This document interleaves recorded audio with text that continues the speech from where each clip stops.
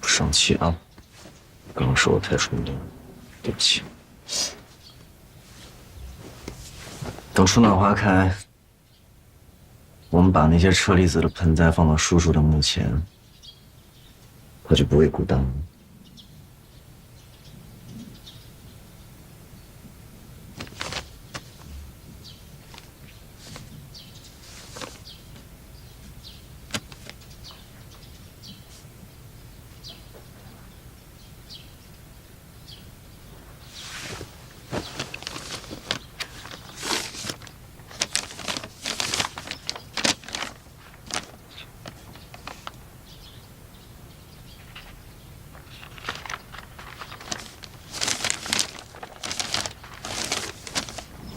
小薇，如果你看到这封信呢，说明我还真的挺倒霉的。不过，别埋怨老天不公平，因为有你们，我得到的幸福太多了，所以我愿意承受这些病痛。生老病死，人之常情。其实我不害怕。我是担心你会害怕。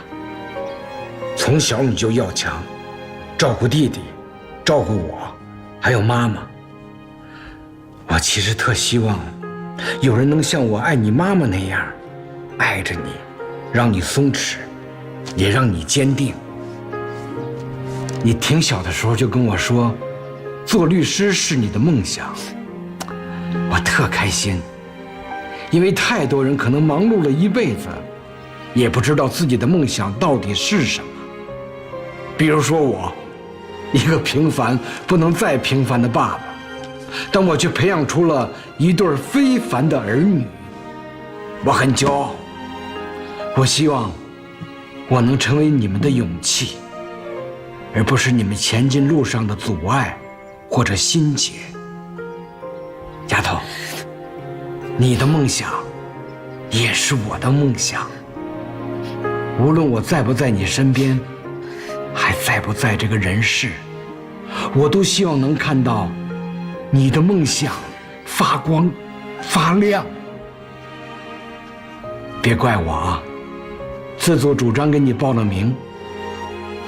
别难过，老爸不能陪着你。我偷偷给你准备了考试通过的礼物，就放在你床底下，就当是老爸的赔罪了，啊？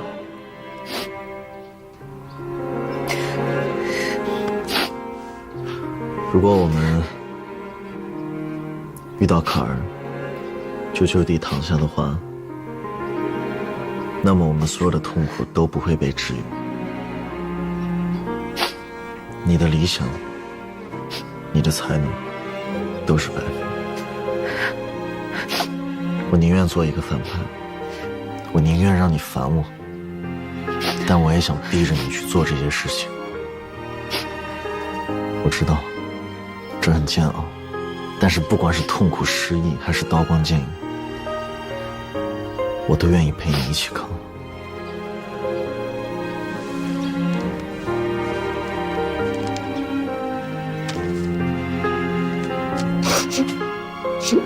我就是不明白，为什么我辛辛苦苦重来了一遍之后，结果还是不会改变。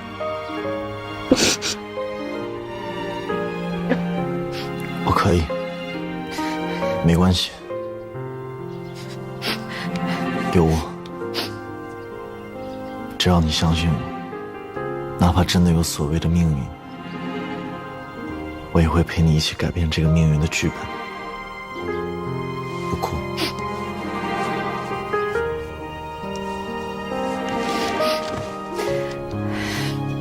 不哭。让我们一起扛。不哭了。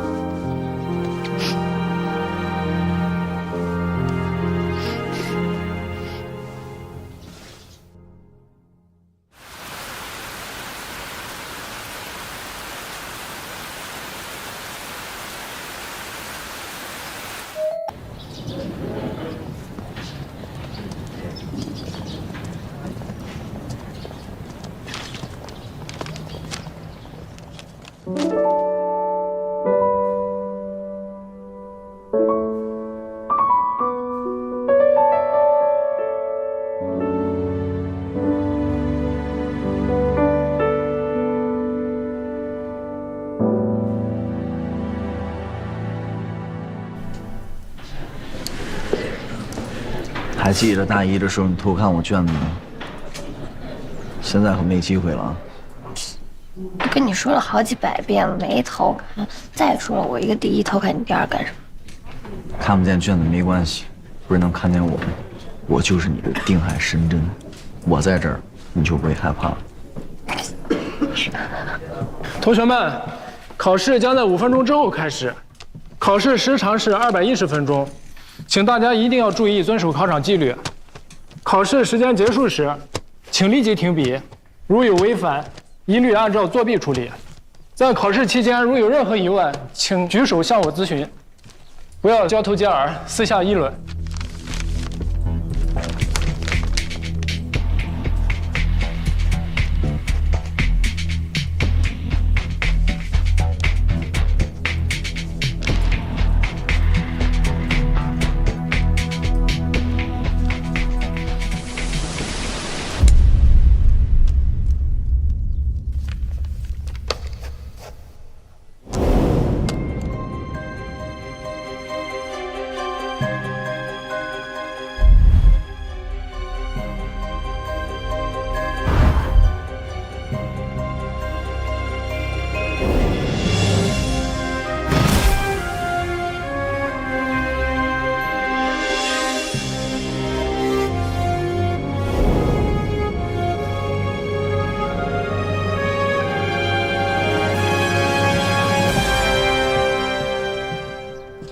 同学，你怎么了？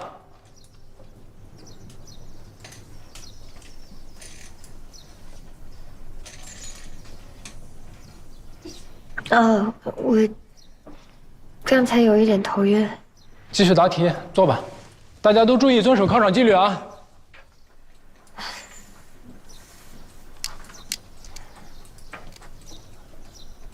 既然我已经在这儿了，哪有说来就来、说走就走这么便宜的事儿？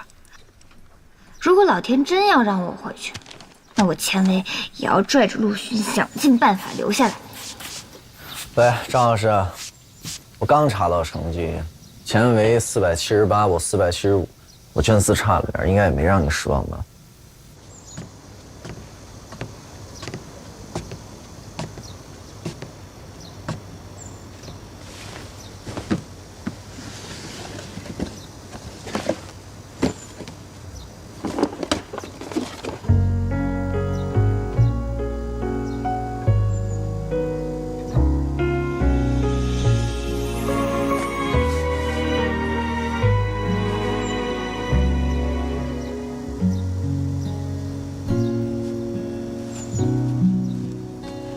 不愧是你啊！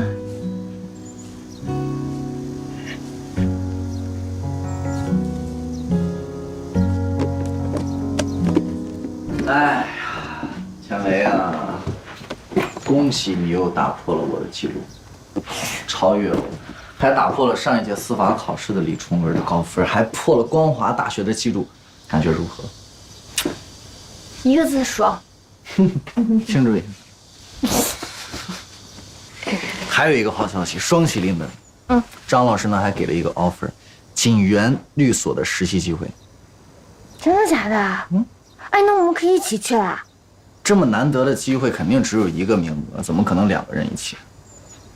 你让给我的？怎么会呢？我那么忙，而且法规在线正式上线了，下学期呢还要跟法学院做社区援助，所以没办法兼顾那么多，前期工作也多，律所只能放一放。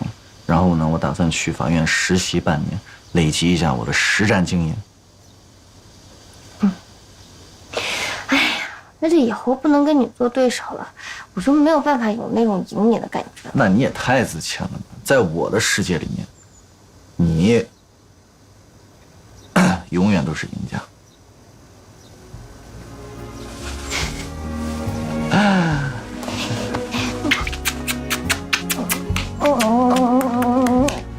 啄木鸟。钱维，你是不是？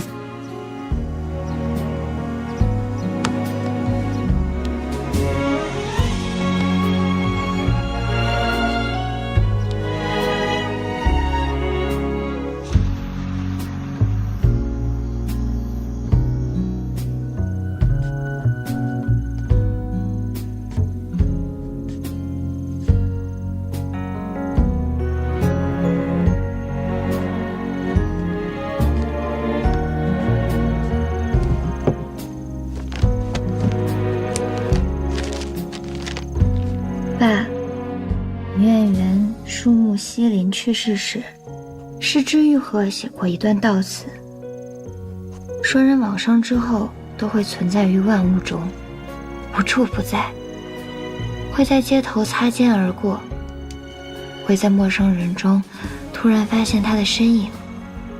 也许失去才是永恒的得到。这句话我今天才彻底明白。我想永远地留在这个世界，不再回到2022。爸，再见。有空的话多来梦里看看我吧，我永远想你。丫头，你们又熬夜呀？我都跟你说了，熬夜伤肝。那，把茶喝了。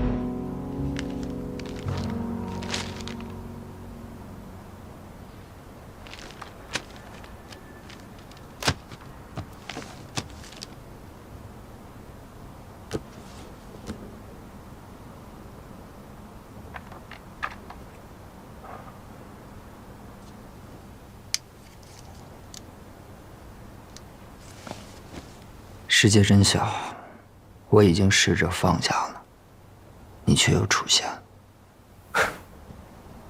崇文，哎，就知道你还没走。那，帮我给客户送个资料。行。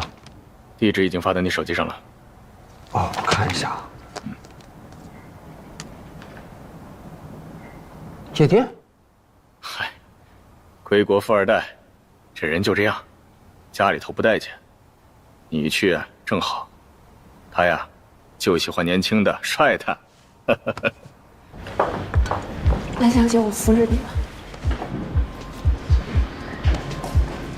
哎，你好。我没有喝过。你好，哎，我想问一下，这个总统房的蓝鹤小姐是哪一位啊？她就是蓝鹤小姐。我今天来的时候就已经喝了不少。这怎么了？谢谢啊。我的酒给我打开啊！我的酒快点儿！你好，蓝鹤小姐，我干杯！我们两个喝得很高兴。你好，我是来跟您送合同的。哎，您没事吧？蓝小姐。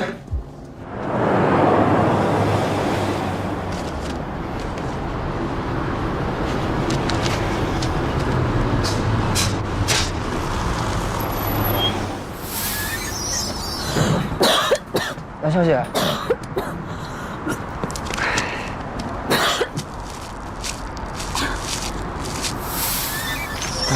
小姐，谢谢。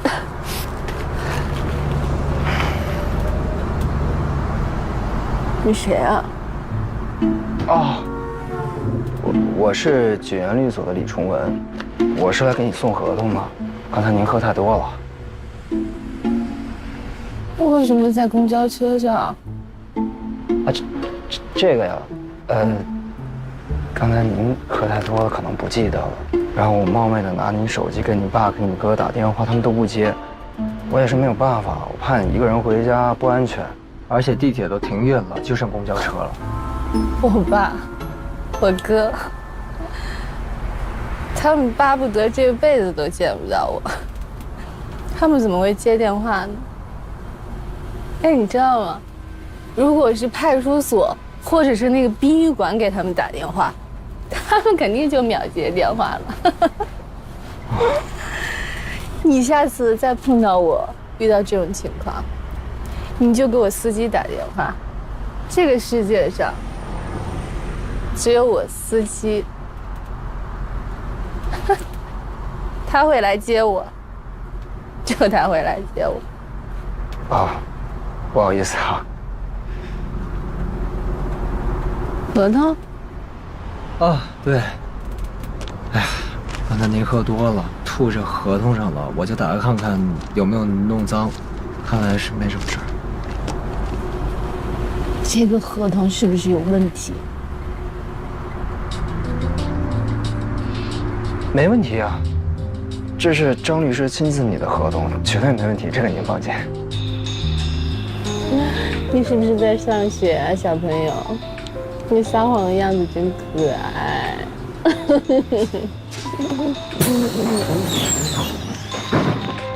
合同你拿好，我任务完成了，我先走了。哎，这个项目是我爸丢给我的，但是我哥每期跟约说帮我横插了进来。他说之前所有的合同都是你们律所出的模板，说改改就行了。但是你知道吗？如果我这次再输掉的话，我爸就再也不会信任我了。哦。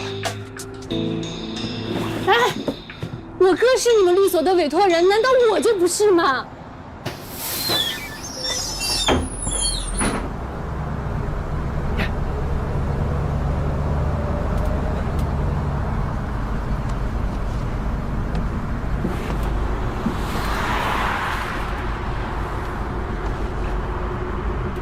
你可以帮助我保护我自己的利益吗？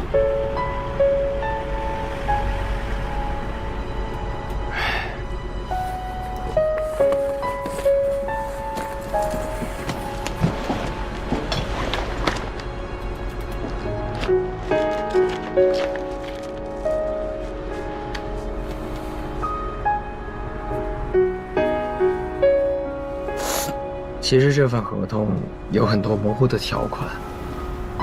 这块土地上，它不仅约定了兄妹二人各自规划的面积之外，而且还约定了，如果需要，你哥哥可以申请扩大原定面积。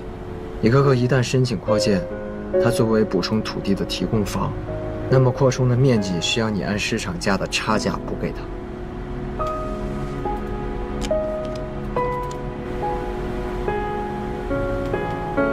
谢谢。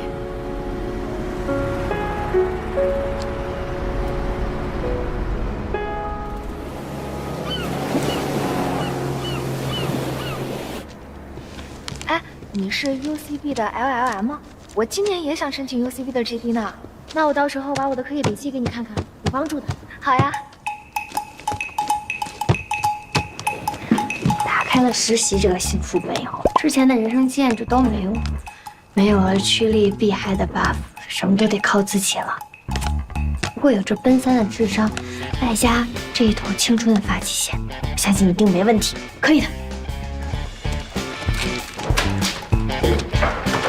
哇，秦伟啊，你来实习还是来摆摊呢？哎呀，跟你们说，到时候你们就知道这些有用了。还有这个防止磨脚后跟的也非常有用啊。到时候出去一饿就把这代餐一吃，完全没问题。还有创可贴，哇，这一看就是打过硬仗的。哎，你们看没看到他们这儿有没有那个咖啡机啊？我还带了速溶咖啡，你们要困的话，我们就一起喝啊，大家一起喝没关系。不用麻烦了。代教律师给我们带了永璞咖啡，差点忘了，那个时候李崇文就已经在锦园实习了。看来这个实习副本更难打。谢谢张律师。哦，你认识我？啊，我刚才在玄关那儿的时候多看了一眼合伙人和助理律师的资料，所以记得。啊，很聪明。你就是张子涵老师介绍来的钱维，对吧？啊，对。11届的，专业第一，履历漂亮，思考成绩相当不错。来，我给你们介绍一下，这位是李崇文，光华10级的，保研后已经在锦园实习了快1年了，对这儿的工作比较熟悉。你们有什么不明白的，可以来问他。我知道你们在校的时候应该都很优秀，不然的话不会得到锦园的实习机会。但是锦园不缺优秀，希望在短时间内看到你们的核心价值。你们这批实习生，最后只留下1位。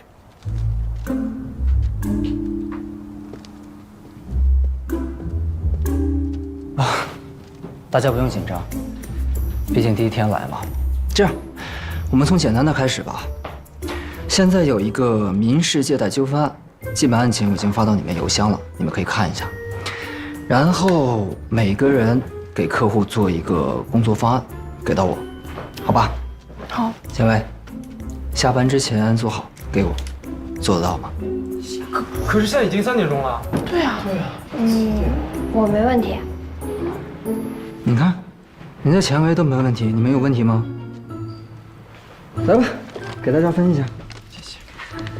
喝点咖啡，提提精神。小薇。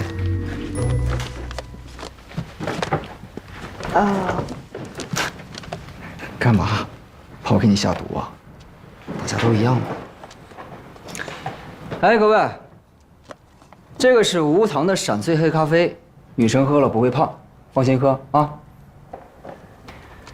别以为咱俩是同门师兄妹，我就会对你放水。放心吧，我一定按时完成任务。你说的啊？接着喝吧。谢谢。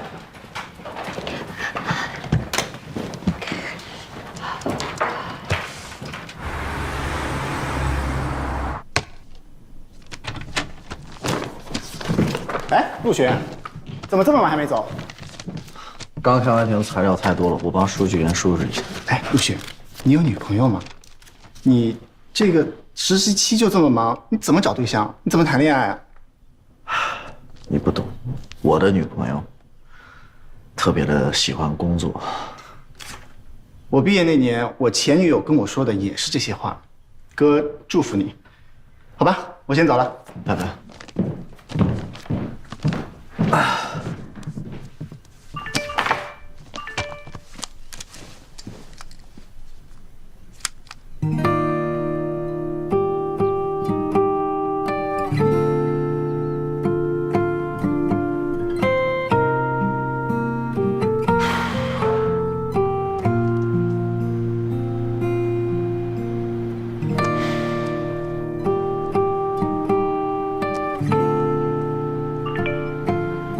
我刚收工，不出意外的话，跨年在加班中度过。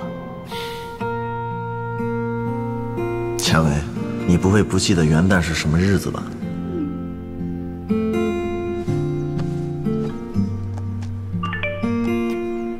你自己不都说了吗？辞旧迎新，跨年的日子了。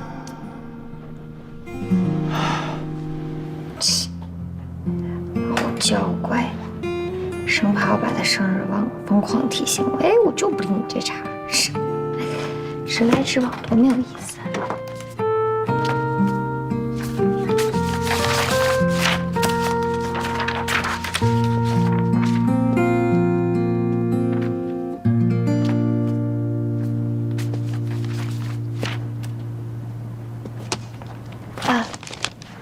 那个意见书我已经发给你了，这个是我给同事们打印明天的资料，我这不算开小差啊。我刚看了你做的方案，假合同做借贷是民事责任，你怎么做成民刑交叉了？套路贷那肯定得是刑事。套路贷？忘了18年开始，这类民事借贷才被列入套路贷的范畴，是以后会增加的法条。又来！哎，我跟你说，这以后这种事情真的是越来越多。就是他们这种空壳公司以借贷为名义，然后收人家高利贷啊，敲诈勒索，然后出现了法律纠纷了之后，他们就直接破产跑路。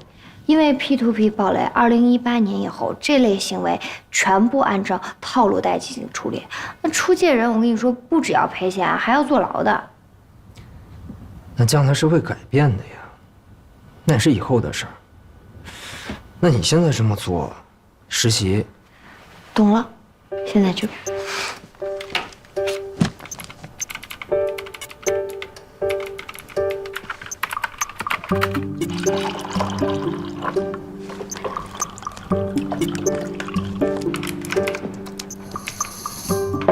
谢谢。查，其他的都没问题。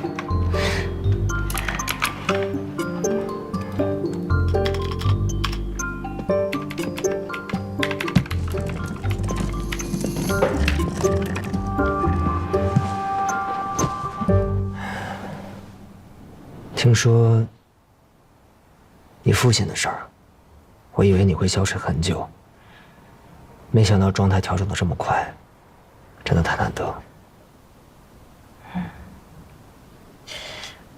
可能我想开了，有些事情，即使是再来一遍，结果还是一样的。你是说，以前你父亲也是？上一次也是，但是到医院的时候太晚了，一句话都没说上。这次好多了，还多给我留了5个字。什么字儿？再见，我爱你。难道他真的不来自这个时空？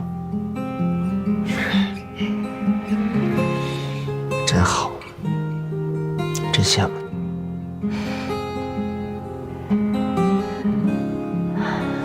你呢？你爸爸留下来的债务？啊，实习这1年，除了工资之外，张律也会分我一些律师费，债务也算还清了。而且张律也有意留我，说是要给我转正的机会，算是离梦想越来越近了吧。那就好。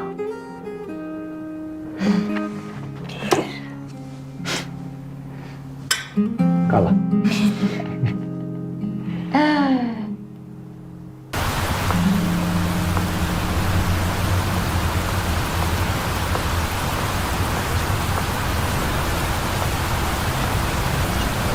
秦薇，回学校是吗？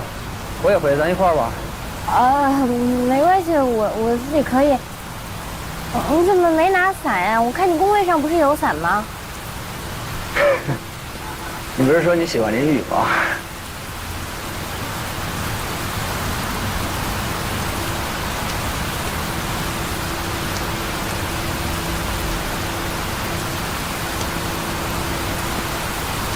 他来接你了。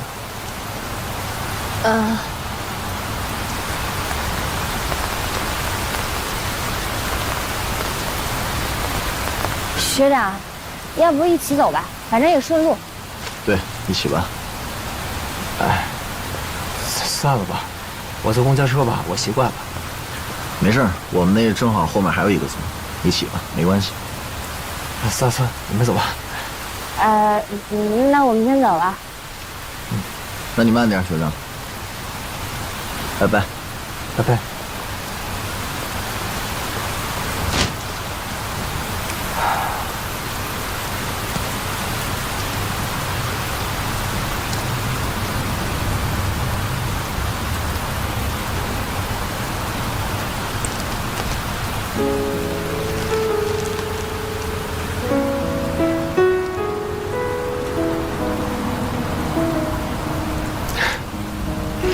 是我傻了，怎么会有人真的喜欢淋雨？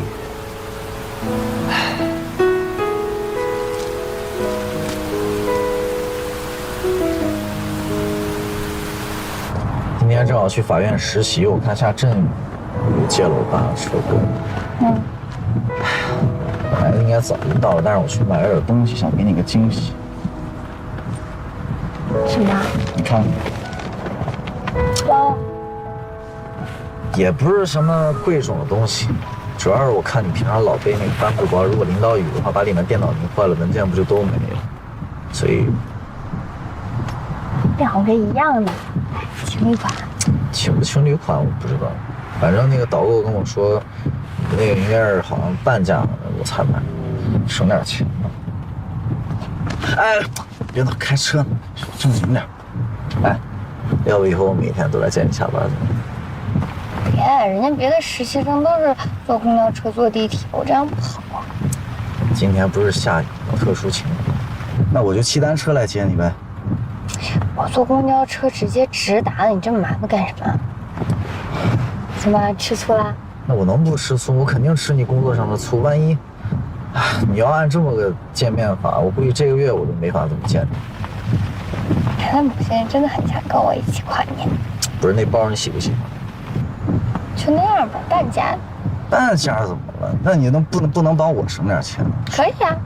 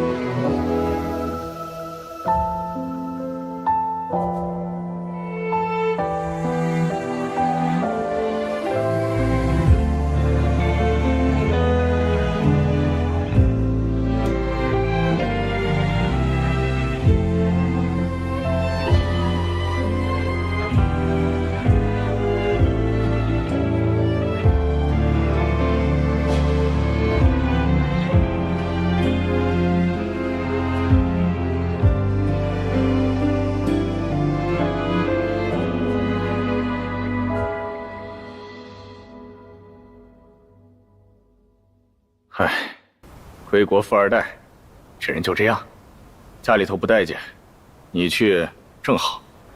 他呀，就喜欢年轻的、帅的，呵呵，你去正好。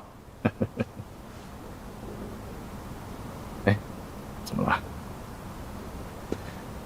我说崇文，谁没有寒窗苦读过10年书呢？谁又没怀揣过改造世界的梦想呢？但是，社会是现实的。残酷的，有些时候机会一旦错过，就很难再遇到了。哎，崇文，加薪的事情我跟合伙人已经谈过了，没问题了。我知道你着急拿职业证，我会尽快帮你操作一下挂锁的事情，以后也会慢慢的把一些稳定的案源分给你来接手。但是你要清楚的知道自己的位子。要知道公司需要你做什么，啊？好了。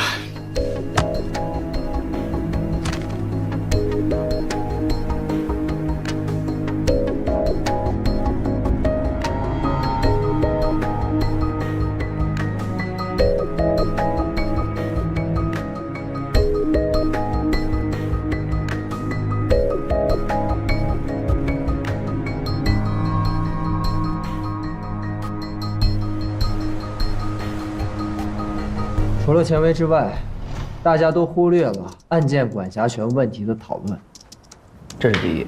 第二，整理的证据报告没有突出重点，法条结合实际案情做得不够充分。好了，大家都停一下。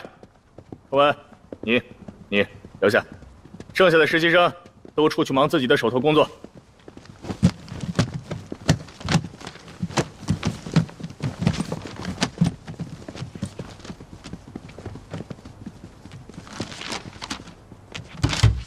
崇文，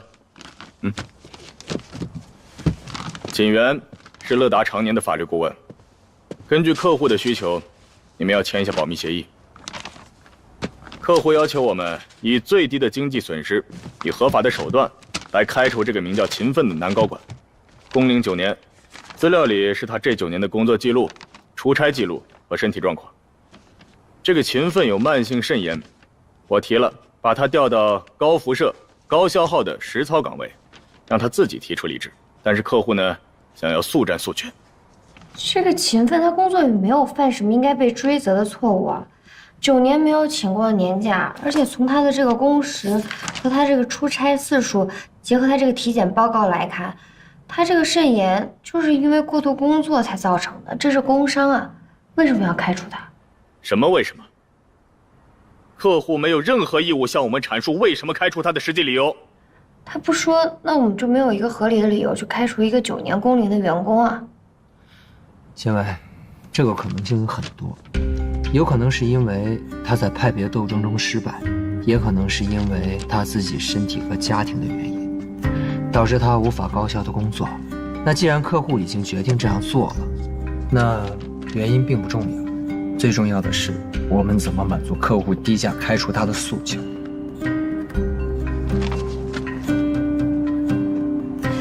那就这样，我们就选择一个折中的办法，先把他那些什么加班费啊、年终奖给他结清楚，再把劳动合同改成劳务合同，然后呢，再把他的工资给他翻。客户要的不是折中，他们不愿意给N+1的赔付，就不会同意赔付累计拖欠的加班费和年终奖。我们坐在这儿，不是要讨论一个折中方案。张老师就带出这么个学生。我有一个想法，可能需要客户配合一下，就是有点折腾。